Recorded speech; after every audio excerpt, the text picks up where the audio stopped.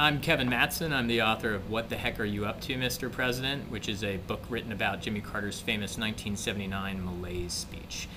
The book is really focused mostly on a period of time from about April of 1979 to the actual speech of July 15th of 1979. It's all about how the country seems to be descending into chaos. Carter is then pulled back into the country. He had been away on a number of diplomatic trips during the month of June.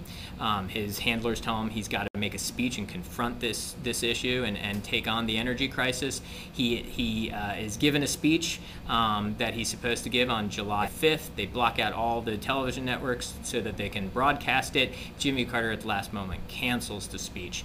It sends the country into a fury of confusion, and the title of the book, What the Heck Are You Up To, Mr. President, is in fact the New York Post headline on July 5th when the editors there had learned that Jimmy Carter had canceled. The Carter administration had a lot of very colorful characters within it, and all of them are vying for influence on the president. A lot of them have different ideas about what the president should do to confront this very scary situation. The central characters include a guy by the name of Hamilton Jerden, who will eventually become Carter's chief of staff soon after the speech is given. He's trying to give Carter advice. He's skeptical about whether or not Carter can actually confront the energy crisis and do a good job at it, but he's also pulling against another person who's very influential, which is Jimmy Carter's pollster, a guy by the name of Patrick Cadell, who's trying to push Carter to give a speech in which he really says this is not just about an energy crisis, this is about a civic and moral crisis that's setting in America. It has to do with individualism and self-interest, pushing aside all other values.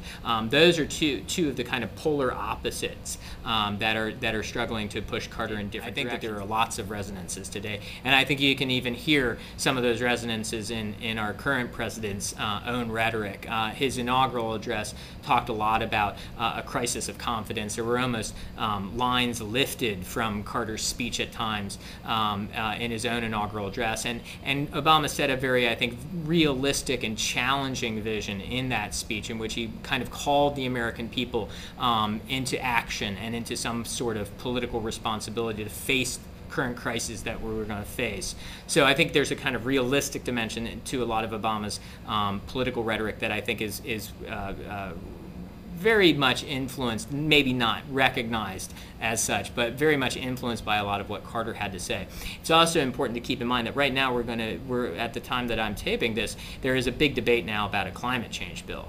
And that climate change bill, I think, is going to return us to some of these debates, which is this central question that I think Carter asked, which is, do we have the national will to make the sacrifices necessary in order to get us off of our dependence on fossil fuels, and especially oil that's being imported from abroad, from countries that we don't necessarily want to necessarily lend our support to. So I think that there's a lot of opportunities now for a kind of return to the kind of rhetoric that Carter had provided about sacrifice, the need to kind of have a national sense of solidarity that suggests that we need to fight the oil crisis as a unified country with a sense of shared sacrifice and purpose.